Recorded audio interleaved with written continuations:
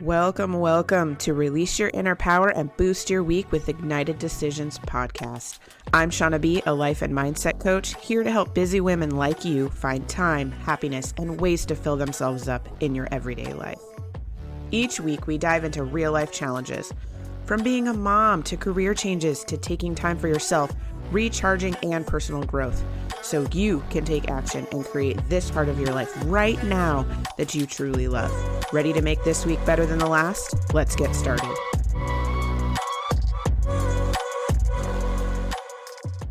Welcome back to Release Your Inner Power podcast. I have a wonderful guest with us today. Her name is Kerry. She has a beautiful story that I can't wait to dive into and get to know her a little bit better. So, Anna, would you introduce yourself to the listeners and tell us who you are?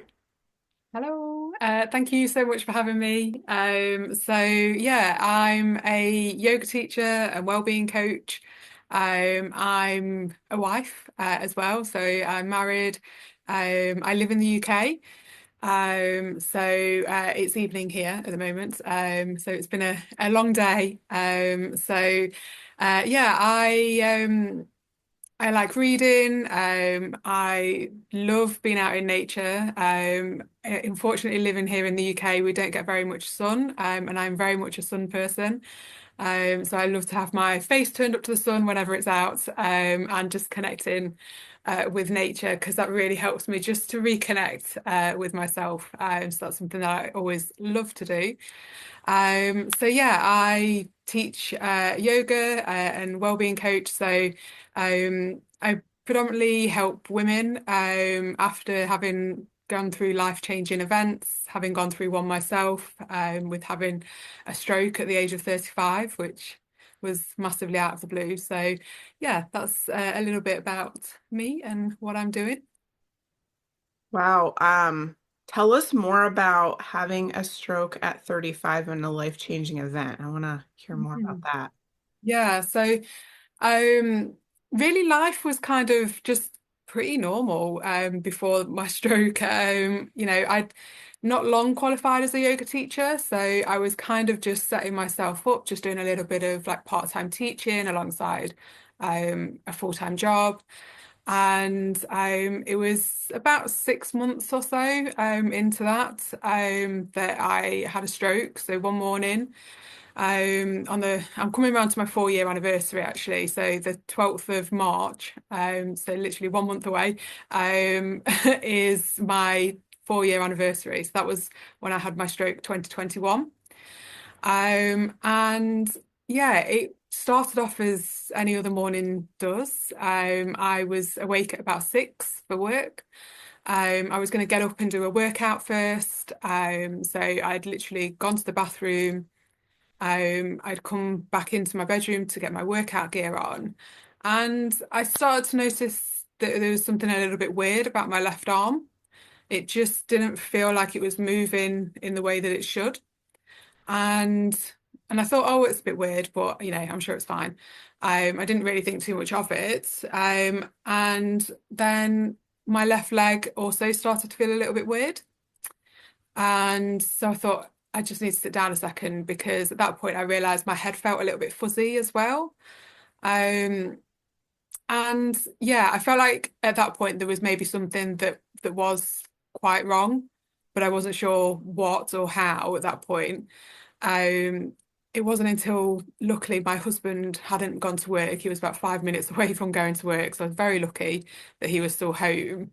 And I called out to him that I didn't feel right. And that's when everything kind of really started to scare me a little bit, because my words didn't come out properly and I couldn't talk properly.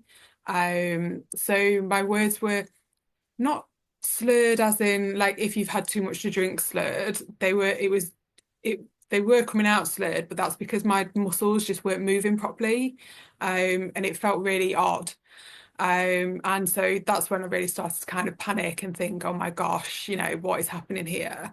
My husband took one look at me, and called 999. I think he saw that my face was drooping slightly on one side as well. So these are all really like no, don't want to say the word classic symptoms, but they are symptoms that a lot of people tend to have when they're having a stroke. There are other symptoms as well, but I tend to go more towards the normal ones that a lot of people have. And yeah, so my husband phoned for an ambulance, and the person on the other end of the phone asked me to do some things because they obviously need to determine, because he said my wife's having a stroke, but obviously they need to kind of determine that. So they asked me to raise both arms in front of me, and that's when I realised my left arm just wouldn't move at all. So I completely lost the use of my left arm, my left side. And it's a weird feeling looking down at your arm and willing it to move, and it's just nothing, that there's nothing there. Um, so they asked me to do that, and obviously he said that I couldn't. They asked me to repeat a tongue twister, to see how my speech was, and obviously that was not happening either. So they were very good and very quickly, even though because of my age at 35, a lot of people wouldn't necessarily think that a 35-year-old would have a stroke, but they were very good and they did get an ambulance to us really quickly. So we didn't know at the time, but when you have a stroke, like time really matters. You have to get to hospital within a certain amount of time to be able to get medication so that you get the best possible outcome with your recovery. So they were really good and they did come really quickly. But I think during that time that we were waiting, even though they did come quickly, it felt like much longer, when I was just it just deteriorating the whole time that we were waiting. And I think, yeah, it was really, really scary. And I honestly thought that I was going to die because I had no idea about strokes. I had no knowledge of them. I don't think I knew anyone that had had a stroke before. And all I knew really was that older people have them and they do die from them. So that was kind of literally my limited knowledge. I was just like, am I going to die here? So I just kept telling my husband, well, trying to tell my husband that I loved him and that, I think I kept repeating that I was sorry, or trying to say that I was sorry. And I think I was trying to say, like, I'm sorry for kind of putting you through this, or like that I'm sorry, I don't want to leave you. There was just a lot going on in my head, I think, that I was trying to convey, just in case anything it did deteriorate more. Um, and my husband, luckily, I mean, obviously, I think he was like a duck, very calm on the surface, and underneath, he was scrabbling and thinking, "Oh my gosh, what's happening?" He was obviously really worried. And one thing he did do though, which is something that I'm forever grateful to him for, he just said to me, he was like, "Use your yoga breathing," because he could see how panicked I was, and just allowing me that little bit of time and space to think about, oh, actually, yes, I've got this practice that I could use to help kind of settle and calm me a little bit. So, and all he really meant was, deepen your inhalation and lengthen your exhalation. It's as simple as that, and it just helped to really calm me down and to really just allow me a little bit of control over a situation that I had no control over. And it's not something that it doesn't take away the fact that I'm having a stroke, but it allows me to kind of handle it in a better way and manage it better. So I was, yeah, really grateful to him for that, bless him. And then the ambulance people came and took me to hospital, but because it was 2021, we were still kind of in COVID times. And so I had to go to the hospital on my own, which was really difficult again for both of us, like my husband not knowing if he was going to see me again, that type of thing. It's yeah, really, really difficult. So yeah, I got to hospital and the doctors were surprised. They don't often have a 35-year-old on the stroke ward. It does happen, but it's a little bit rarer. And they were originally of the thought that we think you've just had a migraine. And I was like, oh, great. Obviously it's not great. This has been really traumatic, but if it's a migraine, that feels like it's something I can deal with. Like I've had migraines before, never one like this, but I can deal with that. That's way better than a stroke. So I was like, great, that sounds wonderful. Let's get some tests done and see kind of what they show just to make sure. So they wanted to do an MRI scan on me just kind of to be on the safe side to make sure that what they were saying was right.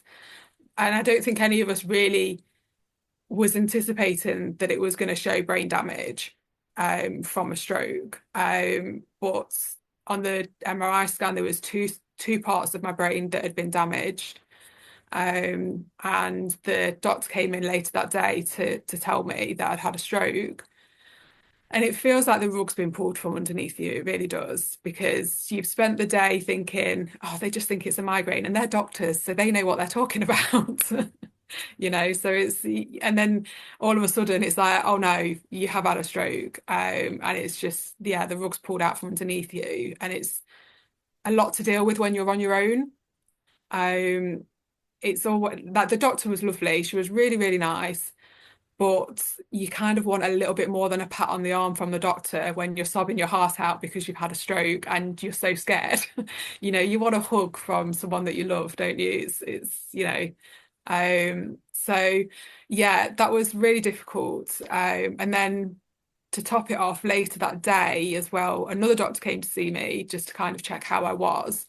And I was asking, like, why has this happened? Like, what are we going to do? And he was like, we're going to figure it out. We're going to do lots of tests to figure out why.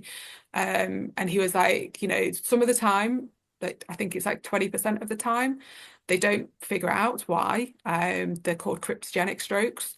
And so they don't know why they happen. But it was like sometimes, especially in younger people, sometimes what we see is that they have a hole in their heart.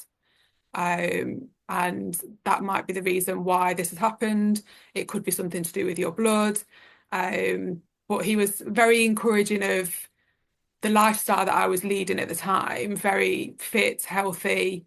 I don't really drink that much. I don't smoke. And I exercise an awful lot as well. So he was very encouraging of like, sometimes these things just happen. It might be something internally that we can figure out. But please continue to do everything that you're doing because you're doing all the right things. You've just been unlucky.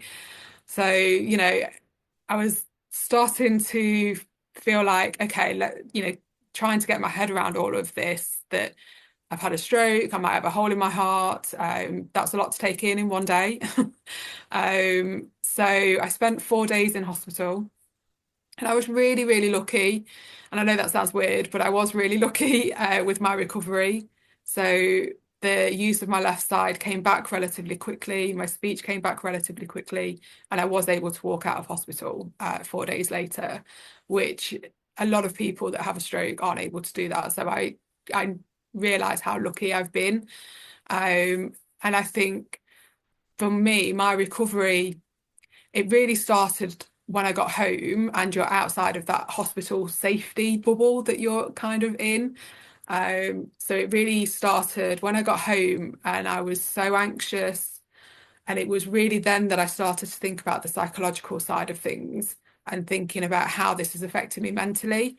And because there's not really that much that people talk about to do with the psychological recovery, like having a stroke. And what I know now is that there's lots of emphasis on the physical side of things, and rightly so, because having a physical disability is blooming hard in this like able-bodied world, isn't it? So that rightly so that there's lots of emphasis on the physical side of things and on speech therapy and that type of thing.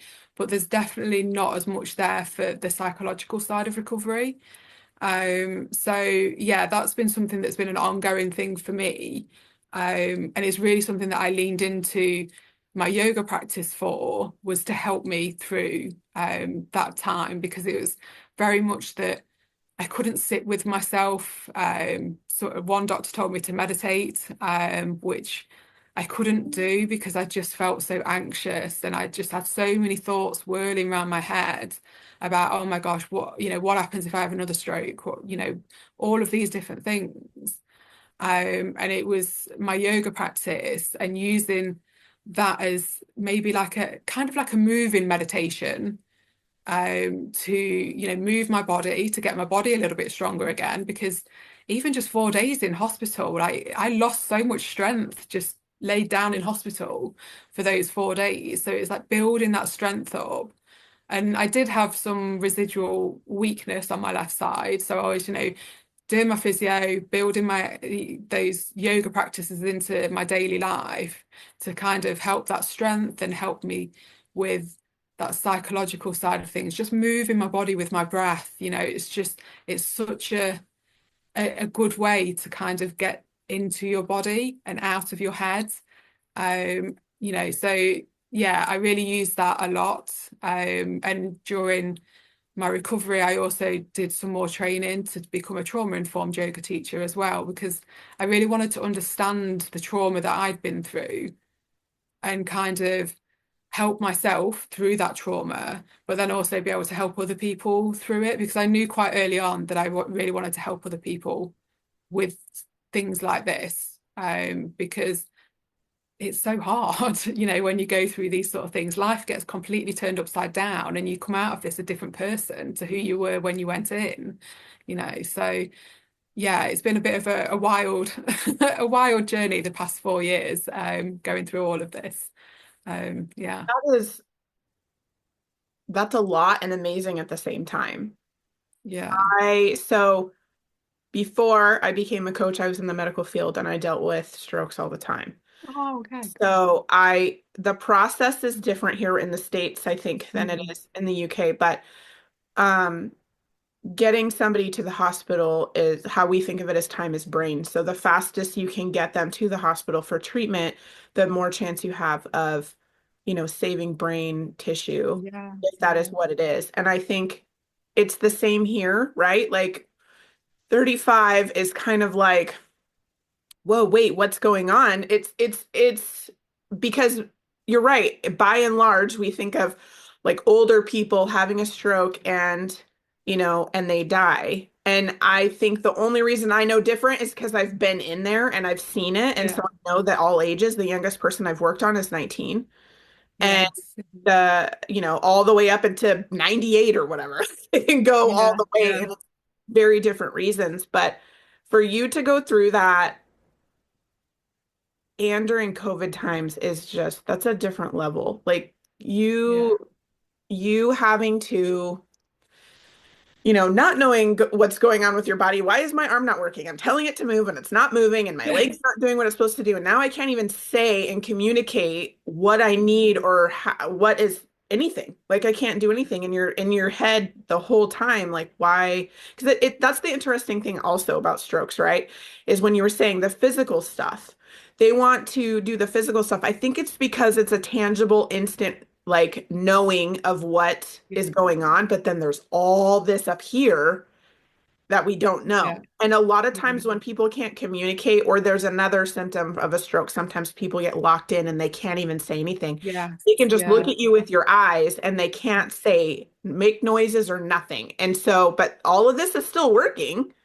yeah, They're still it, thinking of things. They're still, you know what I mean? And so I can't imagine the frustration or the fear or any of that stuff when you're in that and you're just like, why is my body not doing what I'm telling it to do? And that's yeah, what you've done since you've been born, right? yeah, It's very frustrating. And yeah, very frustrating. Yeah, that's definitely a word that a lot of people use with stroke recovery and having a stroke. It's definitely frustrating. Yeah, yeah, and the time, it's kind of like, you kind of get knocked down and you have, like you said, the strength and the like working back to it's just one part. And I'm very curious. I do believe it's also the same here with like the physical part they got down. Like you do, your physical therapy and you do all of that stuff to get your strength back and moving. But I wonder why, and I think it's because it's not a tangible thing that you can see the progress, but I wonder why the mental load is not a priority because yeah, that is something that needs to be kind of like it goes together, right? It needs to go together in order for somebody to fully recover from that. So, I mean, awesome job for just being like, well, I have these practices and I'm gonna do these things, yeah, pull through that and yeah, just be, that's just a lot. I mean, COVID too, like having COVID and yeah, that's just a lot to have to be by yourself. I always would wonder that because I was in the medical field during COVID also. And so Oh, like wow. being with patients that are alone and they don't have family members, they don't have anyone. I mean, yeah, you have your phone, but it's not the same. You Yeah. want, like Yeah. you said, a pat on the arm is different than like a hug from a family member. And so Yeah. I can't, I can't even imagine what that must have been too. It was very much lots of video calls. Like I'm so grateful that we're in a day and age where we Yes, do have video calls and that type of thing now. Thank the Lord Jesus. yes. It's just that was basically how I spent my time, is just on a video call, to mostly to my husband, to some of my other family as well. But yeah, I literally don't know what I would have done otherwise, because it was just it was. And I think, I mean, in one respect, I was lucky that I was in my own room in the hospital as well, which was nice in one respect, to have like some space and time to myself. But if I'd not had my phone, that would have been very isolating as well. So yeah, it was. I think everything just aligned in the wrong way that morning, and I just became really unlucky that happened. It was COVID times as well. So it was just a combination of just bad luck, I think. But yeah, I think it's interesting what you say about the psychological recovery and the physical side of things. Like the things I see with people as well is that when you say about it being like a whole thing that people should be looking at, it's a holistic approach is what we should be looking at. Because if you think about someone that's feeling anxious, so this is anxiety that they're thinking about, oh God, like, am I going to have another stroke? Oh, what if I go outside and have a fall because my mobility isn't great? And when you think about anxiety and you think about how that manifests in your body, your muscles become tense, and you're tensing up, so your mobility is then going to be affected even more. So it only makes sense to me to think, let's work with the whole of this, to then so that then you can kind of help the whole of them, rather than just thinking about, let's just help them walking and then let's just look at this. It's looking at the whole of it, the package, the whole package together is really what needs to be done. For me, that's what I think anyway. Well, I mean, I agree. I feel like if you have the mental component with the physical, not only will you have a better outcome, right? But you're gonna have it be smoother and faster because you're also doing it together. And Yeah, and I so wish if I could change one thing, that would be what it is like mental health and mental wellness is like the thing that would do so many good things for many people in this world. And I yeah, just wish that that would be like a cohesive thing together. And yeah. It's funny unfortunately, that that it's not. I find it really funny that we don't have as much of that type of thing, because when I got signed off from my stroke consultant last year, and whilst I was in that meeting with him, there was one thing that was still bothering me a little bit, was I was still getting a little bit of health anxiety, and that was something that I was wanting to obviously deal with. And I was like, so when I went into that meeting, I had every intention of speaking to him about, I want to see a neuropsychologist, so someone that's specific to do with brain injury, a psychologist that deals with these specific problems. So I went in, and my stroke consultant he was amazing. He's lovely. He's a great guy. And so I spoke to him about this, and he was just like, I think because I'm pretty self-aware with where my issues are, because I think probably because of my yoga practice. So I knew what issues I had and what I wanted to work on. And he was like, this is great. This is really, really good. That you know that you've got an issue here and that you want to get some help with it. And he was like, and I think it's amazing. And he was like, and I'm more than happy to refer you to a neuropsychologist if we had one. And he reeled off a list of therapists that they have at the hospital, all for physical side of things, speech side of things, and yet they don't have someone to help with the psychological side of things. And I said, he is amazing, and he was like, I'm going to find someone for you, because this is really important. And he did also say, it was like the people that he usually sees. He did say, if you it tends to go like this. It's not always, obviously, because everyone's different, but he was like, people that have a good physical recovery tend to be a little bit worse off with the psychological side of things because there's guilt there because you've had a good physical recovery. I felt a lot of guilt. What, I've never been one, this is something that I've never ever said is why me? Because these things happen, life happens, like stuff, horrible stuff happens to people. Like I'm no more special than anyone else. So why not me having a stroke? That's absolutely fine. I've never had an issue with that. But I do think of it on the flip side of why have I had such a good physical recovery when other people don't? And there is definitely guilt that stroke survivors feel when they've had a good physical recovery and they feel like a fraud to call yourself a stroke survivor because you know that there's so many people that are worse off in the physical side of things. So yeah, it's funny that there isn't that much out there. I think it's getting better, and Yeah. obviously we're loads better than what we used to be about talking about mental health and that type of thing. So we're getting there, but there's still a lot of progress that needs to be made with this.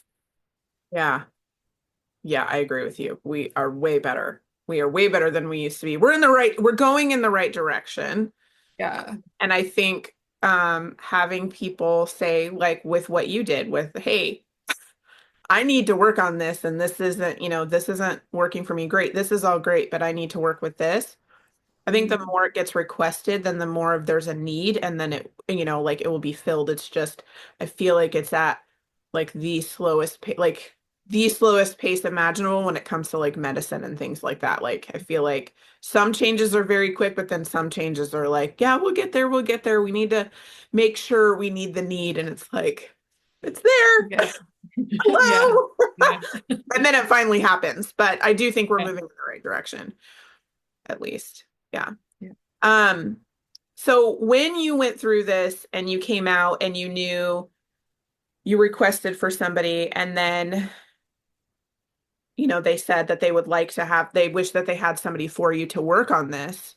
Like, tell me a little bit about your journey with that as far as like, you noticed what you needed, but then you knew that you're like, okay, well, if I can't see somebody, like then, like what was the process with that for you and how did you turn that Yeah. around? Again, I always come back to my yoga practice and the tools and the different things that offers, and that has really been the thing that's kind of got me through everything is coming back to that practice. And I think obviously when you say yoga, a lot of people will just think about the movements and the shapes that people make on a yoga mat. But I think the practices that I'm talking about are more of the inward practices and the more of the some of the things that I learned in my trauma course, about acknowledging that you've got some anxiety within you. And I think that's one of the things that has really helped me is when my teacher told me to do this, I was like, this is never going to work. I was like, this is, when someone tells you something, I'm like, how is that even going to work? And she was like, right, when you have a difficult feelings coming up, she says, when you acknowledge these feelings, it actually helps to lessen them. And I was like, okay. And so I tried it once. And basically, the way I deal with this is if I'm feeling anxious, if I've got some anxiety within me, and it's basically feeling a little bit overwhelming, is that I'll take some deep breaths. I always place a hand on my heart just because that's just a comfort for me. But someone else might place a hand somewhere else or whatever. But I'm just like, oh yeah. And I'm just like, okay, yeah, I can feel you. I can feel you there. And I can feel that there's something within me that feels a bit anxious. And I use the phrase that there's something within me that feels a bit anxious so that I can separate myself from it and so that it's not all consuming. And when you say, oh my gosh, I feel so anxious, that makes it feel even worse within you because you're kind of merging with that feeling and you need to separate yourself from that and to be like, there's something within me that feels a bit anxious. So it's like, okay, yeah, I can see that you're there. And I'm literally just talking to myself this whole time, just talking myself through this, like, yeah, it's okay. You've been through a lot. So no wonder you're feeling anxious. There's no wonder there's some anxiety there. And I think that phrase, no wonder, is kind of a real comfort because you're just like, actually, you're just honoring that, yes, you've been through a lot. And I think with that honoring, you're offering yourself that compassion and that kindness. And that's a massive shift for me because that was really difficult for me to offer myself that kindness and compassion.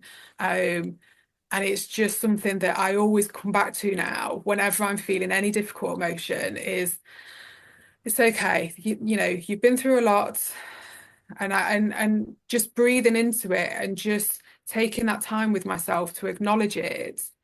And then I can kind of be like, okay, so how am I feeling now? And, you know, okay, yeah, so maybe I'm feeling it's a little bit lessened a little bit. So that's great. And then I can start to think a little bit, then you can start to think a little bit more clearly. And it's like, okay, well, so how am I feeling? Okay, yeah, that's good. And then it's like, well, like what do I need? What can I do? Like what can I do for myself? What is it that I need? And it's like honoring your needs as well, which again is like a massively empowering thing to do.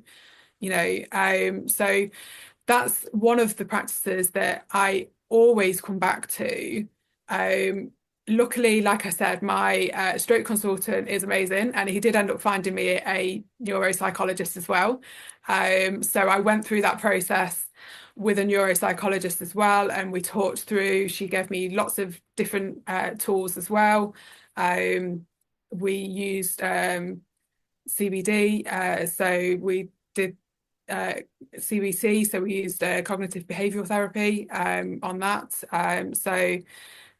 Yeah, lots of different things. But for me, one of the main practices that I always, always, always come back to is just that listening and checking in and acknowledging what's there. Because the way I always think about it is when you have a toddler, say, that's having a tantrum, they want attention, they want something.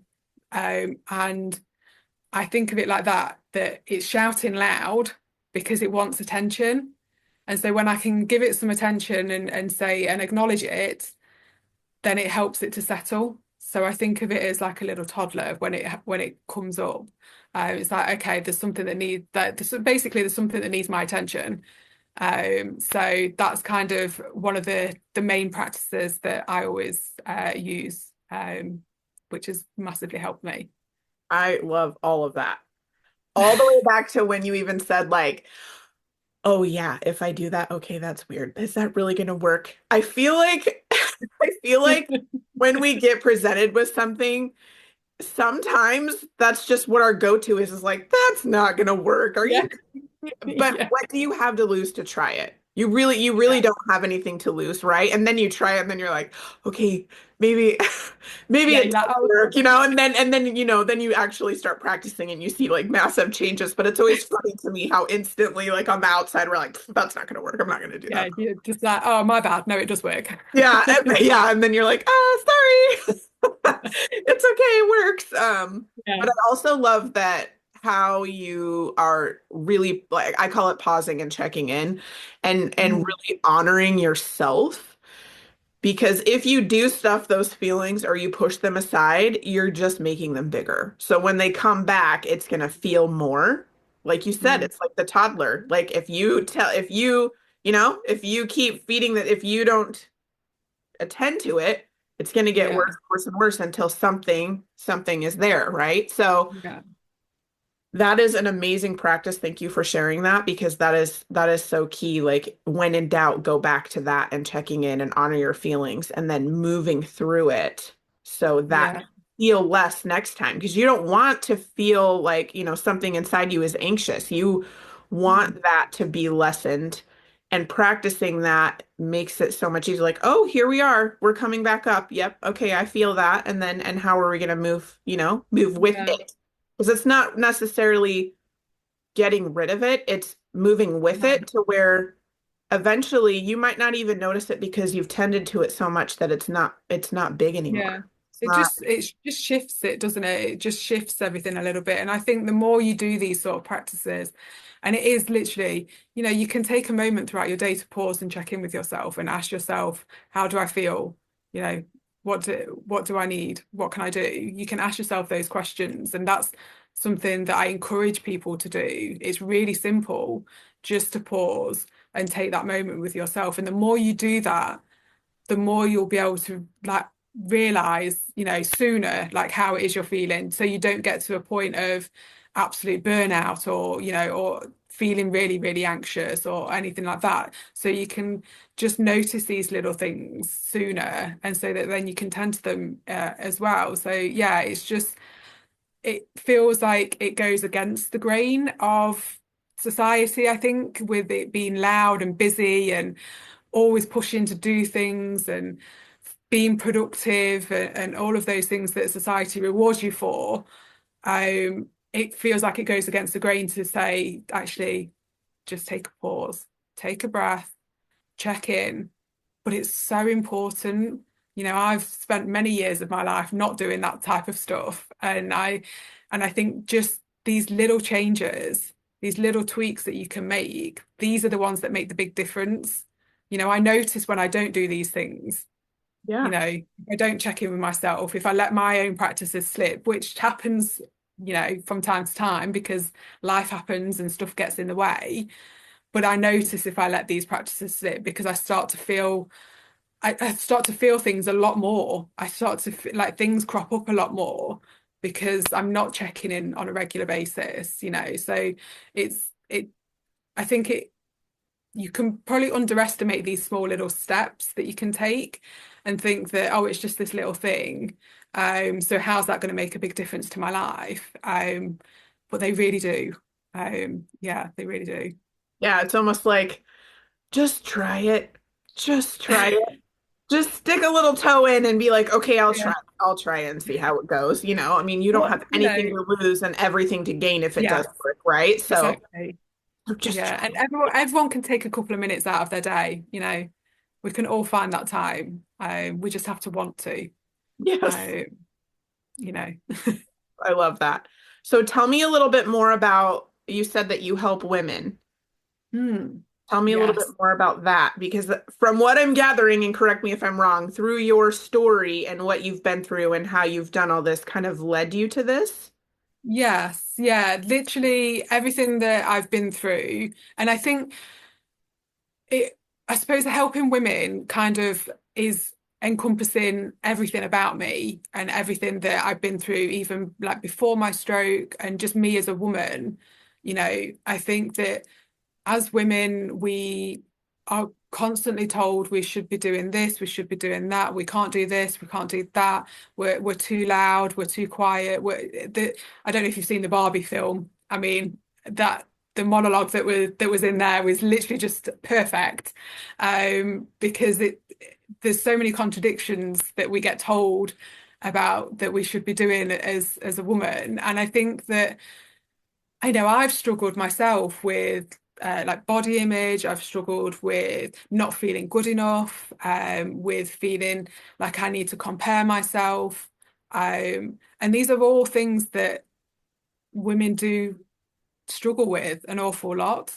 And I think the thing that I'm asking women to do with the stuff that I work on them with is I'm asking them after they've had this life-changing event that they've been through, whether it's a stroke or whether it's another health issue that they've had, or whether they've had a loss or a breakdown of a really important relationship or whatever it is. We all have these life-changing events, and what I'm asking them to do is to reimagine what their life could look like. And the problem with that is that as women, we're not actually really sure what our life could look like, because we've got so many limiting beliefs about what it can be. So I think that that's specifically why I like to work with women, is because we want to uncover all of those hidden things that we're not really sure about, and those those parts of ourselves, because we all have these parts inside of us. There's this child within me that this protector part is just protecting, because it's like, oh, this when I was at college, this tutor told me that I would not do very well, and that he kind of made me feel really stupid in front of the class, and that's something that kind of held with me into adulthood, and was like, you know maybe I'm not smart enough to do this, because we hold on to these things that happen to us. And so there's like this protector part that's like, oh no, you can't don't do that, because otherwise you're going to feel like this again, like this child here. And it's like, okay, that's fine, but I'm actually a grown woman now, and it is safe for me to do these things. And I think that we as women don't necessarily think we can do these things, and we can reimagine our life, and it doesn't have to be the same way. And I'm not saying that, some people might go through a life-changing event like something like this and think they really liked their life before and they were completely happy and it was great, and that's all fine. And my life wasn't, overly bad. I definitely have looked at it through rose-tinted glasses with my stroke recovery, thinking I just want to go back to how I was before. Everything was great. I've tortured myself over a stupid picture of myself and my husband just when we took a selfie in the garden. I think it was the weekend before my stroke. And I've tortured myself many times in the past looking at that photo, thinking, there was no stress, there was no worries. I wish we could just go back to that, because I brought all of this stress into our relationship now and into our life. And I just want to go back to how everything was. And it's, we had stress before in our life, that we weren't free of any of that. But I was looking at it in a very rose-tinted glasses way, thinking everything was perfect and, I don't know, rainbows and butterflies, and it wasn't. And I think what I came to the conclusion was that you can't go back. There is no going back to that, because these things do change you as a person. So I'm completely different now to what I was then. And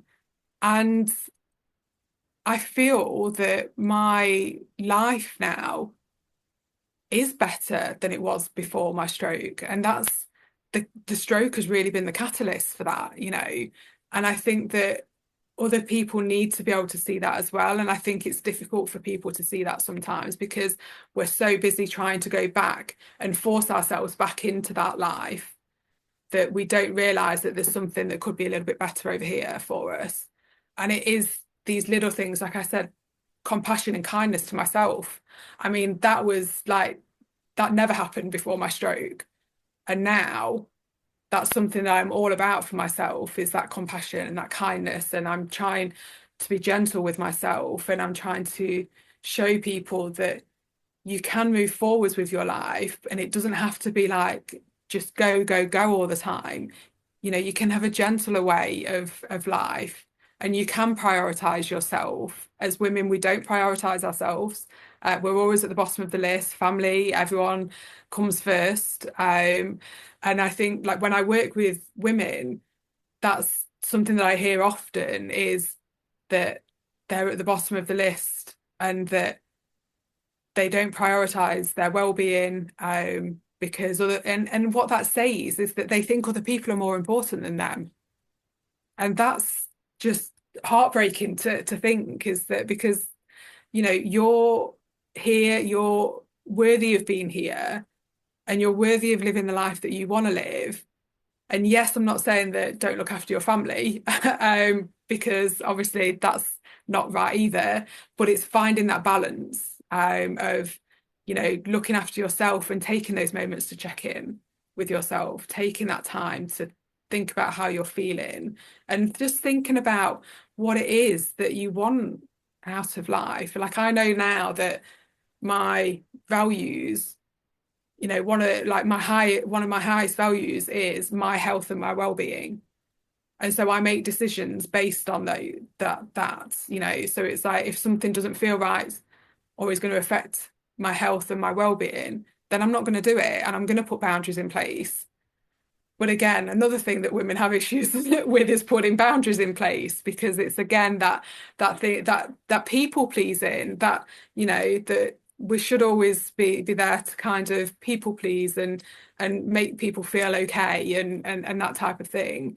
So it is again putting those boundaries in place. So I think women have a very specific type of issues that a lot of women tend to have, and that's why I find it really important that I think we need people to specifically be working in like I suppose it's like a woman-centered approach to coaching and helping them in that way. It's just because there's just so many things that we as women just feel, and there needs to be more people out there doing specific work for women to help, with feeling worthy, because we are worthy of everything that we want. It's yeah, there's a lot I could probably say about this topic.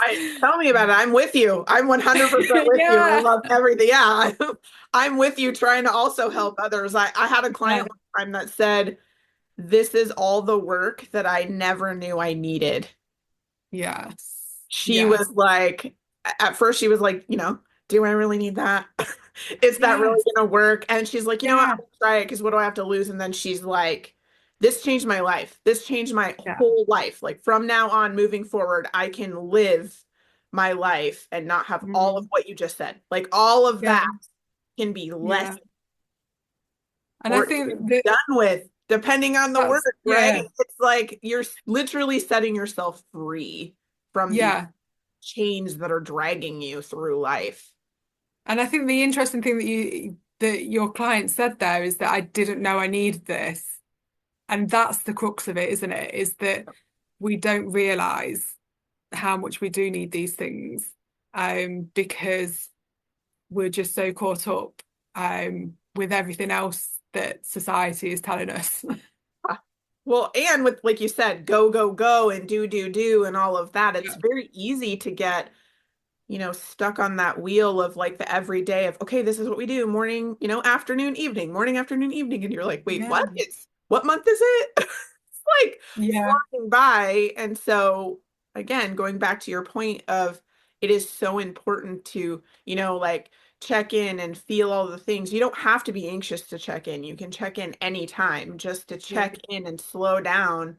What's that saying? Sometimes you need to slow down to speed up. When you slow down and check in, the things that you are going to do, you can just like, you can still get that stuff done. You Yeah. actually get it done better and with more ease and smoother with the check-in instead of Yeah. like powering through and being like, oh, I'm so exhausted. No, thank you.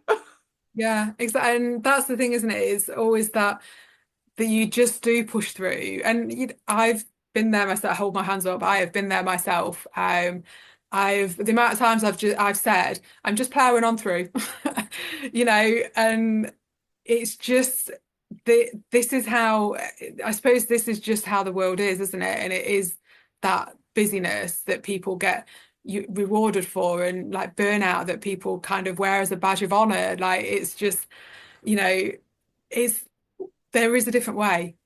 There is a different way. We can slow down and we don't have to keep doing this. And I think where you say about, you know, I suppose that busyness and getting on autopilot and that hamster wheel of life, I was, and it feels weird saying this, but I was lucky enough with having the stroke and being off work that I was able to get off that hamster wheel and actually reassess things. And I know that not everyone's able to kind of get off that hamster wheel with that. And I wouldn't wish anyone to get off the hamster wheel by having a stroke. That is not what I would want for anyone. But my stroke allowed me that time and that space to slow down. Like I mean, I used to work and I wouldn't even go to the loo because I'd be like too busy working, like tapping away on my computer, which is ridiculous.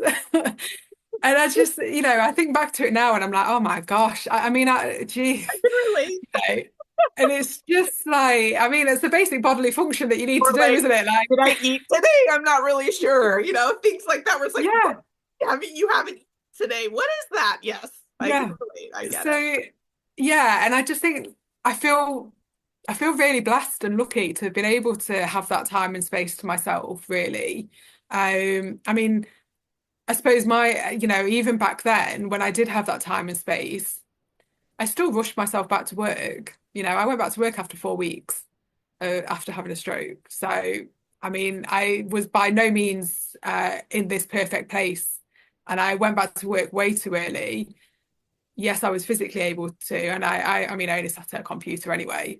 But I was not ready emotionally or psychologically ready to go back to work. But that didn't enter into my head at that point. So yeah, and I think this is what it is. It's such a journey and an ongoing process with these types of things. Nothing's You're never at your final destination with this. It's kind of every year I always take the 12th of March off work. I don't ever work on it because I like to do something nice on the 12th of March. Usually I go out for some lunch with my mum and we have cake, you know. So I always like to take that day off. And yes, I do something nice, but I also take the time to reflect. Um, and every year I see something different. So it's still now that it's like seeing different things. Like this past year, I've done more therapy and things just for myself and my own growth. And it's like you're never done with this type of thing. And I think sometimes that's a problem for people, because lots again in this world, everyone kind of wants a quick fix on things, and healing isn't quick. It's not there is no quick fix. Yes, there's little things that you can do, like we've talked about, just checking in with yourself, and these can make a real big difference. But there's no quick fix for healing, and it's not linear. It's going to go up and down, and maybe round and round. There's cycles that come with these sort of things as well. But it's just, yeah, it's a real journey and a real process for people to kind of, yeah, just keep going through.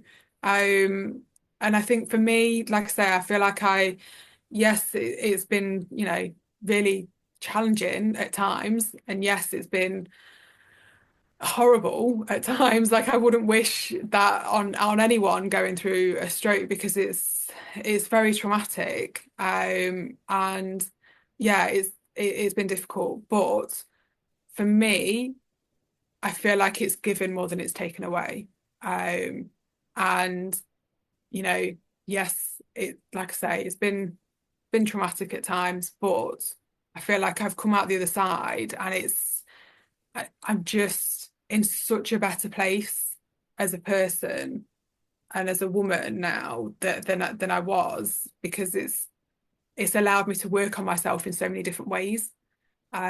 Which, people, I think you need to take advantage of these types of things that happen and kind of think, this is my chance to really change things if I want to. Like, even if I don't want to change things massively, I just want to change a few little bits about life or whatever, but really use it as an opportunity to deconstruct and reimagine, and where do you want to do, like where do you want to be, what do you want to do, and just really take a good long look at things. For me, I just think it's a real opportunity when you go through these types of things. But I've I love rambled how there. you said that. I love how you said that because I think it's hard for um women sometimes, like you said, when things are going on and you're in it, it's like, why is this happening to me? But I think that that's natural and I think it's okay because you're still moving through the tunnel per se, right? The tunnel Yeah. of, in your case, the stroke, right? You needed Yeah. to move through that and heal to come out on the other side to know and see how much good came of that. Mm. You had to move through the bad Yeah. to get there. You know what I mean? Yeah. Yeah. But I think sometimes we can get stuck in the bad part. We can get stuck in the, why is this happening to me? and like you said, having the tools and checking in and having that stuff can help you move through that tunnel so you can go back and be like, this is what I was going to get after moving through that, but you're not going to see it in it. You're going to see it at the end. Yeah. Yeah. And I think that's the difficult part for people is that when you are in it and it does feel really, really challenging, it's it is just hard. And sometimes you do just have to sit and acknowledge that actually this is just really, really hard for me at the moment. And that's okay. Just and again, it's those difficult emotions again that come up, isn't it? Where you're just like, actually, I can just acknowledge that at the moment it's just hard and it's just maybe a little bit crappy. But that's okay. And I think that I suppose what happened with my yoga practice, one of the things that I think about is like change quite often, is that I think about change quite a lot. And I think that we change isn't good or bad, it just is. It's just something that happens. Like we can't change the fact that we're getting older, these things happen. And I think that it's letting go of that control of wanting to be able to control things. And I think when you think of change, that's why it's scary, because it's kind of sometimes a little bit out of your control. And I think that if you can just acknowledge and you know that change is going to happen no matter what, then actually when you are in that bad moment of, oh God, this feels really, really bad, you can know that it can change and it will change and it will change into something better. It just takes time to get through those points, but it is, if you can think about change in that way, then it can help you with your mindset to kind of think, this isn't permanent, how I'm feeling, and that's also true for when you're feeling, really happy and everything. That's not practical to be living like that all the time either. You know that that's going to change as well. So it's just not grasping and holding on to that can be really helpful to kind of understand that everything's just changing all the time and these feelings will come and go. And I think one thing that I think about all the time with something one of my yoga teachers said once was, you and yourself, so your true self is the sky and your feelings and emotions are the weather. So the weather comes and goes, but you and your true self, you remain as you are. And I think that's really helpful to kind of think about when you're thinking about your emotions, that they do come and go and they change and they fluctuate and that's normal. And it's just making like using these practices helps us not get stuck in those moments where we are feeling like, oh God, this is really hard and this is really hurting or whatever it is, just that we don't get stuck there. And that's what these practices can help you to do, to realize that you can move through these feelings and it's okay to move through all of the feelings. I think that's really important for people to kind of know and to understand, and then that really helps, I think, with these situations. So good. It's so good. I love how you said that. That's such a good visual for you to picture too, right? Like to picture Mm. that and I don't know, that's the light bulb moment right there, I think, for some people. To like picture it like that and then be like, okay, it's a better understanding of that. So Mm. thank you for sharing that. I love that. How would one find you if they wanted to learn more about you and what you do and how you help, Yeah. ask you questions, So all the things? Where do they find you? I I have a website with all of my information on, which is annakerrycoaching.com. And you can also find me on Instagram. Again, it's Anna underscore Kerry underscore coaching. And I'm not as active on Facebook as what I am on Instagram, but you can also find me the same again, Anna Kerry Coaching, on Facebook as well. So yeah, I've got lots of free resources on my website. I've done some yoga practices that are on there for I did a while ago They're aimed more specifically towards stroke recovery, but they're yoga practices that anyone can use. I did them for a charity that we have here in the UK called Different Strokes, and they're on my website. There's other videos where I'm talking through about nervous system things and regulating yourself and all of those types of stuff. So there's lots of free stuff on my website that people can really get their teeth into. And I also write a blog as well that's on there. So yeah, lots of free things on there for people to kind of really have a look at, and hopefully we'll be able to help. And if they wanted to work with me, then all of the information is on my website as well, to how you can work with me on a one-to-one basis. So yeah, that's how you can find me. I will make sure and put all of that in the show notes just so people can quick click it if they want to. So they don't have to go search. They can just look in show notes. Yeah. Well, I always like to ask my guests what they think their superpower is, because I think as individuals and how we live our lives and our experiences and things that we go through, different parts of us are stronger and in there that we can share, with ourselves and with the world on how to, work through things or how we live our lives. And so I'm curious, what is your superpower?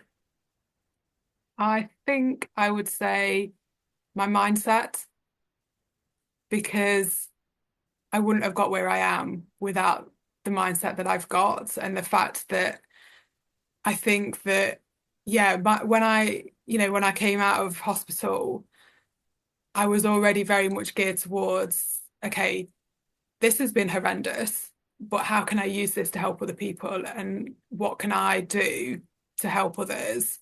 And I think that my mindset has always been on that, really, not just on helping others, but how can I help myself through this? So it's like and it's not about being positive all the time, because I am not positive all the time at all by any stretch of the imagination. I don't like that whole toxic positivity thing. But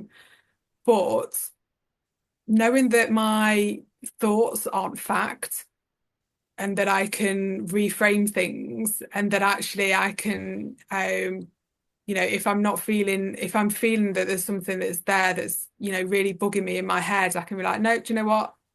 I don't need to listen to that, and I really think that having the right mindset when going through stuff like this is massively, massively important. Because yeah, otherwise I feel like you can possibly stagnate a little bit. And I think I'm all about moving forwards, and I'm always been about, okay, well, what can I do? Like how can I help other people? How can I help myself? Like, what can I do? So I think that mindset that I've always had has really massively helped me. And that is probably the one thing that I would say is my superpower. Love it. I love it. It's so good and so important, both good and important. Well, thank you Yeah. so much for sharing your story and having a talk with me today about all of this goodness. There's so many gems in here. I can't wait to share it with all the listeners. And thank you again for spending time with me today. Thank you. Thanks so much for having me. It's been amazing to chat with you. So thanks.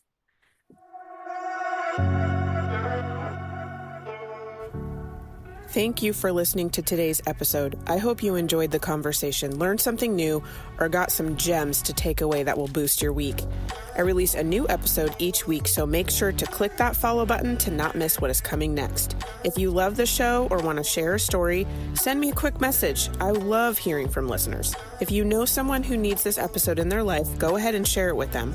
I'm sure they would love you for it. If you are looking to connect more, check out the show notes for all the social links, my website.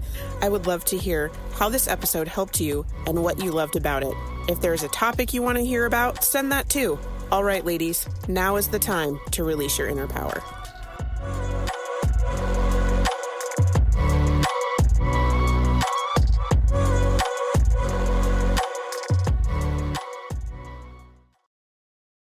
If you're ready to break free from burnout and create a life that actually feels good, I've got you covered.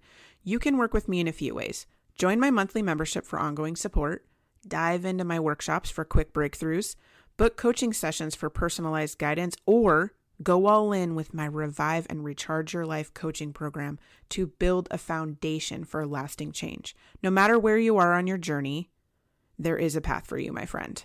Let's get started. DM me or check the link in the show notes to get more information.